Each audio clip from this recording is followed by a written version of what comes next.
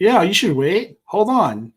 All right. This guy, now we're live, and he's like, I'm going to go make a cocktail. Right as I say, we're going live. Nate, which roll is that fine. beautiful bean footage. I'm just going to... This is what I have to deal with, people. Welcome to the Dynasty Diehards.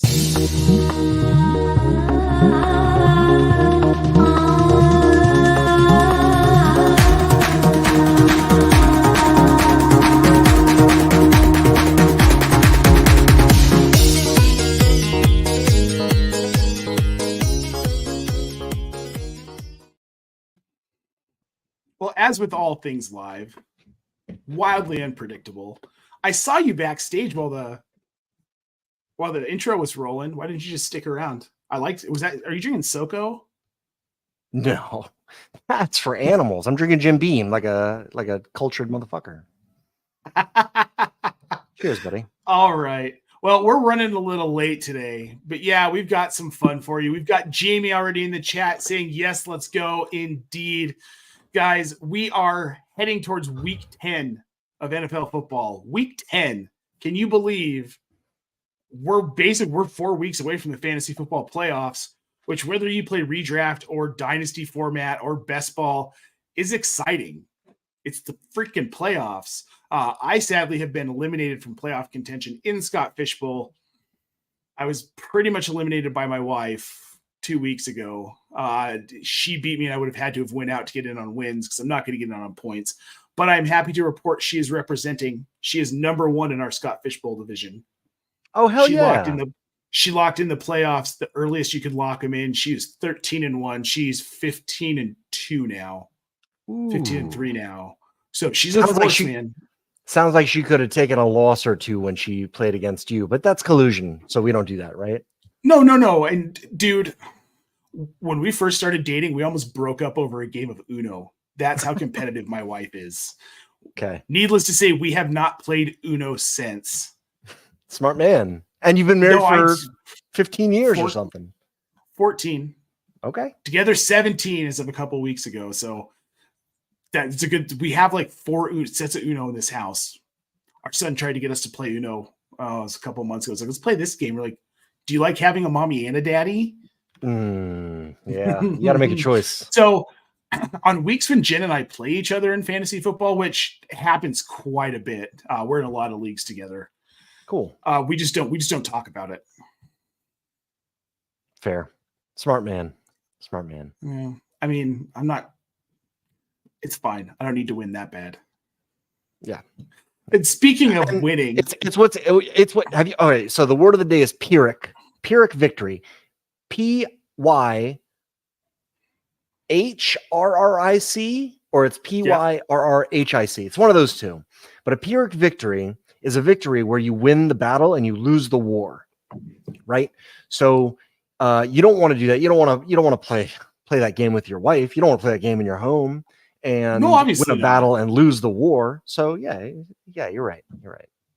No. Leave her as the permanent Uno victory, and avoid the Pyrrhic victories and take the long-term diplomatic. Well, yeah, obviously. I was fine. I lost the war and the battle in that one because she eliminated me from the playoffs, and I lost. So, speaking of losing, on today's Dynasty Diehards, we're talking about a redraft charity league here, which is an amazing league. Guys, if you're not in it, go check out Scott Fishbowl for next season. You can get registered at scottfishbowl.com.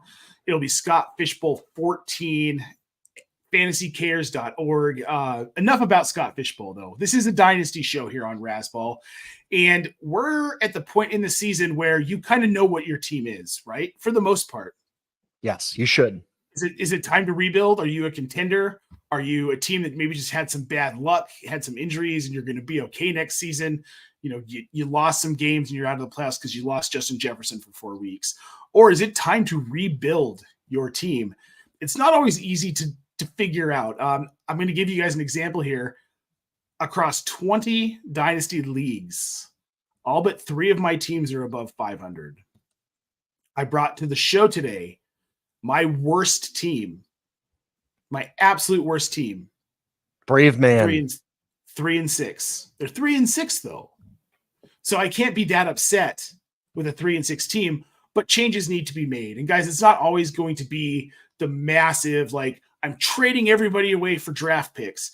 This is a team that I've had contend every season I've been in this league. This is my 4th season in this Dynasty League. I've contended every single season. I've won it twice.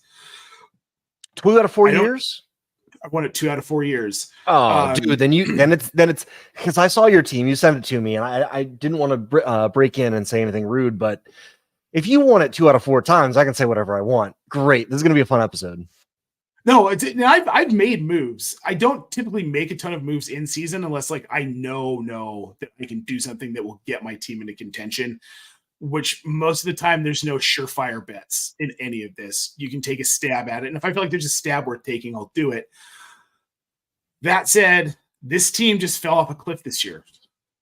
Tom Brady was one of my quarterbacks. Yep. He was a stalwart on this roster. Let's go ahead and get into it, actually. I think is a good idea since we're sitting here talking about it. So here is the roster. This is my humble brag Dynasty League. I'd like to shout out Jesse, Dynasty Humble HR on Twitter. Great dude, great Dynasty mind. This is my team, Matt. This is my team. I hope y'all are watching. It's disgusting. I'm so sorry. It is. And this is why I wanted, but this team is still 3-6, Matt. And a lot of Dynasty managers look at this team and say, oh, that's 3-6. I'm not going to do anything with it. Here's my starting roster from last week for the audio listeners. I had to start Justin Herbert at quarterback. Had to. I mean, you're going to start Justin Herbert. That wasn't a bad thing here. Right. Aaron Rodgers and Roschon Johnson are my running backs. Keenan Allen. Aaron Jones and Roschon Johnson were the running backs. That's okay. What did I say? Aaron Rodgers, who's in the IR. It's okay. He's in my IR. Justin Herbert, Aaron Jones, Roschon Johnson. Okay, then my wide receivers are Keenan Allen. Nice. Mm-hmm. Here's where it gets ugly. Braxton Berrios ugly. Disgusting. And Hunter Renfrow. Now, I will admit here that I started Hunter Renfrow over some other players I probably would have started because I had just like my gut told me he was going to have a big week with Aiden O'Connell. It didn't really happen. My tight end, Cole Kmet. Not bad. He worked out. He's worked out most of this season. Ramondre Stevenson and James Cook in my flex and CJ Stroud in my super flex. I'll tell you what this team doesn't have is a quarterback problem. I'll tell you what else it doesn't have. A single wide receiver on the roster next year. I know, 100%.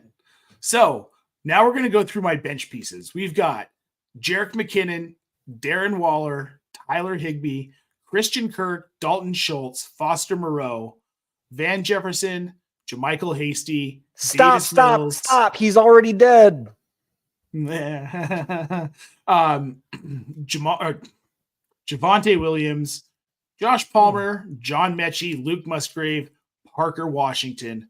Now, if you're watching, I've got some players on IR here that are still on my bench, and that's because we only have one IR slot in this league, which is super fun, and 3 taxi slots in this league.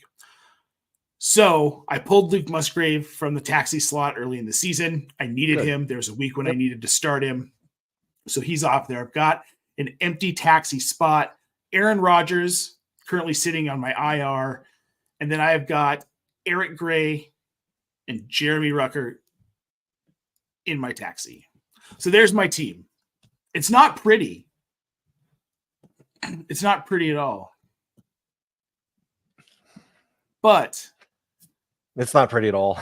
Now here's I know, no, it's okay. It's okay. This is why I wanted to bring this one to the table. Even those of us who do this for a living, sometimes things fall through the cracks. And again, on paper coming into the season, Darren Waller, Aaron Rodgers, Justin Herbert, and CJ Stroud as my quarterbacks. Listen to me. Can I stop you right there? Yeah, go for it. You don't need to defend yourself because you've won 2 titles in the. No, you do not. No, you do not. You've won 2 titles in the first 4 years. Okay, you do not need to defend yourself. What you need to do is do a really hardcore scrubbing. Just empty out the gas tank, ride it until you are so far below E that you're just processing the fumes from the gas tank. Yeah. And then honestly, take the gas tank out of the car and put a new gas tank in there and just get a brand new cycle of fuel for your team. And it's going to take a little while. What you've bought yourself is like probably 8 to 10 years of league dues because you won twice. So there's no shame in that. You could take 8 years on this rebuild and you would still be above money. So stop acting like look, it's been a really hard road for you. I don't like losing. It's but it's fine to rebuild. You're not going to lose. You know, when you're below money on average per year compared to your buy-ins, then you can start feeling bad. So stop the back whipping and the self-deprecation. You've crushed it. So what's next? It's okay. What's next? All right. So now we're going to look at my draft picks. This is where you're going to get really sad. Okay. Because I've got just one per. I've got my standard picks. I haven't moved. I haven't wheeled and dealed. I did wheel and deal quite a bit, but then I wheeled and dealed those picks. So here I'm sitting with just 4 picks in my rookie draft. Look, you're at square one. That's fine. You're at square one. You're complete. You're complete. I'm okay with that. Complete and not extra with your draft picks. That's great. You're in such a nice place. Well, you go back here and let's look at some parts and pieces. This is where I'd start moving. I'm pretty okay-ish at running back. I feel like I can move either Stevenson or Cook, and I'm definitely going to move Aaron Jones. See what I can get for him. Probably a second rounder, wouldn't you think? Somewhere around in there. Get a second rounder, and I'll be honest with you, Aaron Jones. I've been overpaying for Aaron Jones recently. If you think he's worth a second, I've been doing 2 seconds plus for Aaron Jones. And I'm happy with it. And I did it a few times because I really do like the guy. And honestly, running backs shouldn't be seen as more than a year-to-year thing for the most part. We always say that. 100%. But then we don't give 2 seconds for like the points per game running back 8. It doesn't. There's a huge disconnect between dynasty running backs and win now and redraft / win now running backs and the dynasty's community's insistence that running backs should be year to year. Okay. You cannot agree with all 3 of those things. Otherwise you would have a lot more Aaron Jones for 2 seconds. Does that make sense? That does make sense. I hear what you're saying. So Aaron Jones is a piece that with this team, I'm probably not winning next year. Unless something drastic happens.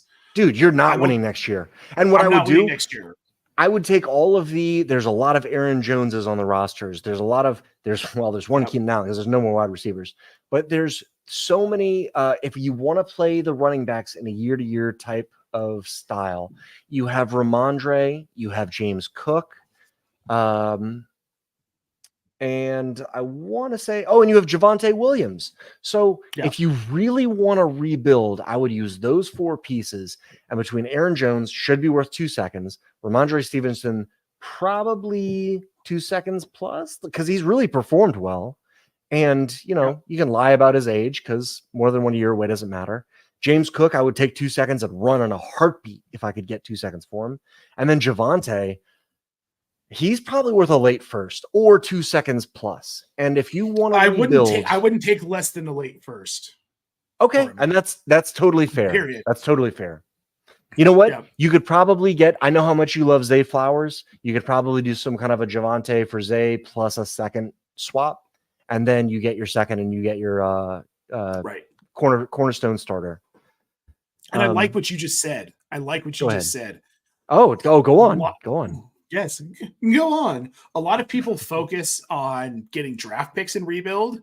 You should also be acquiring younger players. So if you can move a guy like James Cook or like Ramondre Stevenson for player plus or pick plus a young Zay Flowers or Tank Dell or name any number of young guys that maybe you can get Tajay Spears in a deal like that. And a very concrete and pivotal trade that we've been talking about all off season at the Undroppables is my other employer.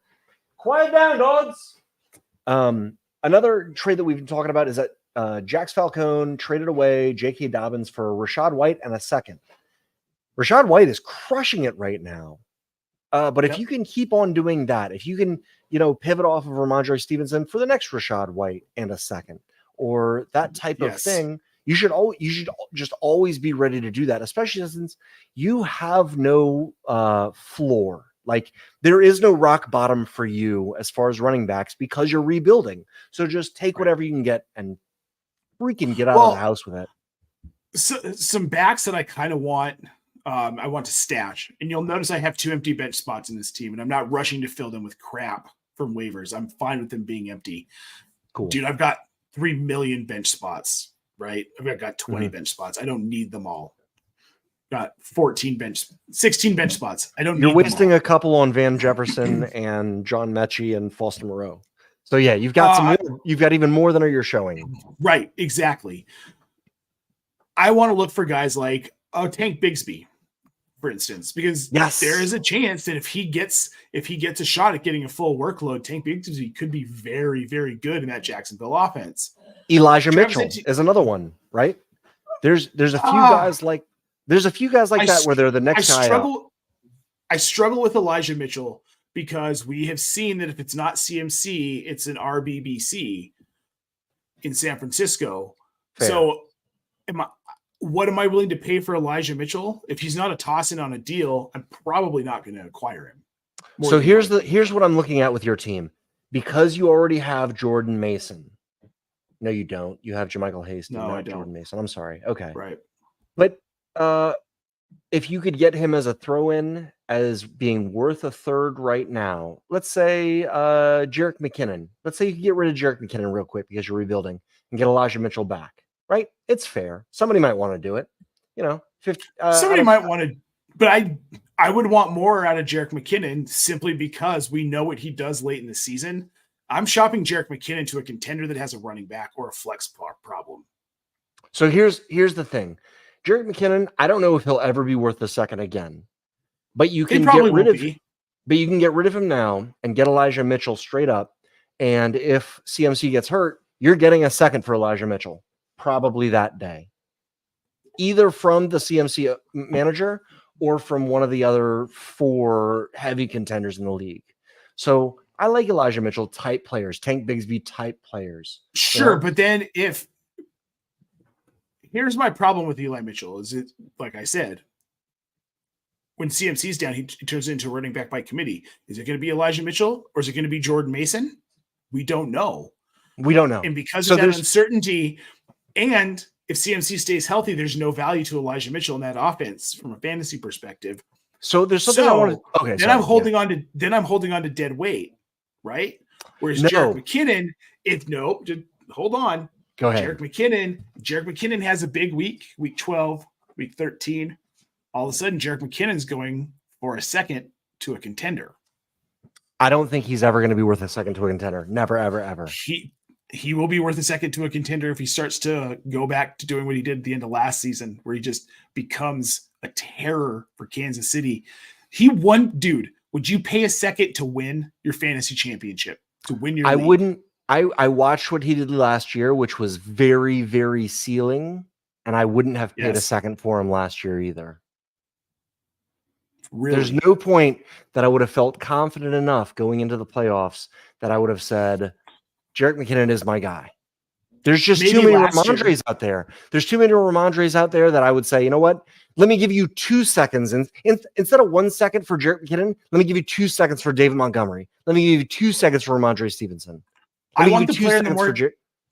If 2 seconds for Rachaad White. There's just too many ways to pivot down with youth. And at this point in his career, Jerick McKinnon is never, ever going to be worth a second again. He just won't.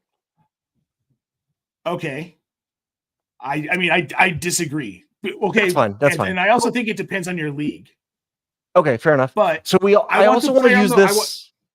I want to use this chance Sorry, go ahead. You go. God, I want the player on the more dynamic offense. Jerick McKinnon's in a dynamic offense with Patrick Mahomes. Travis Kelce is who that defense focuses on. When they get Jerick McKinnon going, the guy's capable of putting up 30 to 40 PPR points. I want the guy who can put up 30 to 40 PPR points if I'm in need of that guy in that position and I need to take a risk. I'm going McKinnon over Ramondre every time. And if I think that is enough to plug a hole to win a championship, I'll pay a second for it. I don't have any teams necessarily in that position. There's no situation I could possibly be in where I would not give you McKinnon for Ramondre straight up. There's no possible situation I could find myself in. And you know what? There's no possible situation I could find myself in, even if Jerick McKinnon starts looking really good, where I wouldn't still give up Jerick McKinnon for like Antonio Gibson. There's just no situation. So there are cheaper ways to get the production. I don't know. I guess I just don't trust Jerick McKinnon because he's like 33 years old. He's never going to be worth a second. There's no way. Because if they got to the championships and I don't know, I just don't see it. Maybe there's different. I mean, there's always different leagues. But I mean, we saw somebody buy, who was it for 2026 fourth? That trade show. I don't remember who it was, but it was that trade show that we did. I want to shout out the chat real quick. We got Albert saying hello. Thank you, sir, for tuning in. We very much appreciate it. And Jamie says, I'm still his hero with this crappy roster. When you've got 20 leagues. Nate's got 8 free years with this. You cannot argue with 8 free years of a rebuild. You can do whatever you want. You could take 3 to 4 years with a rebuild. And if you have 8 years paid for, no, of course you should never ever take 3 years for a rebuild. 2 at the very most. But you could take 3 entire years for a rebuild and you'd still have 5 years of house money on top of that. There's no shame in that. None. It's about winning. It's about money. It's fine. Yeah. Well, winning is money. The more years I win it, the more free years I get until the league dissolves because these things don't last forever. On a side note, I love Antonio Gibson. He's a huge target throw-in of mine anywhere I can get him because, Nate, he's still getting more than a point per opportunity. He's very, very, very good. And Ron Rivera's on his way out. Yeah, Riverboat Ron Rivera doesn't like him. Who gives a shit? This is Dynasty. Right. Antonio Gibson's like he's going to have a new coach 25 years next old. Season. Or, yes, whether it's in Washington or not. Yeah. And Antonio Gibson is still so talented that he's getting more than a touch, more than a point per opportunity. That's a dude that I'm targeting everywhere I possibly can. And it doesn't matter time or place or contention or not. Jerick McKinnon is off my roster if I can get Antonio Gibson. And that's the type of pivot of production versus youth. And really right now we're talking about hopeful production over youth. Yep. I would actually, if I was you, where I would start would be going like McKinnon and Renfro for Antonio Gibson. And if that or McKinnon and Higbee for Antonio Gibson. Something like that. If I get it done, I'd be very happy. Well, and I've got a lot of tight ends to move here too, which that's going to be a difficult one to move him until he comes off IR. Maybe he does something, but I think people are starting to lose trust in him. Dalton Schultz, though, he's a guy I want to get rid of. We've seen a lot of production out of him. There's a ceiling to where he can go, and we know he's not going to be relevant next season. And look at guys, that's something if you're in a rebuild and you know your team sucks this season, look at guys you know aren't going to be fantasy relevant next year. Guys like Foster Moreau, if you can move them for something, because someone's like, oh, but Derek Carr, New Orleans.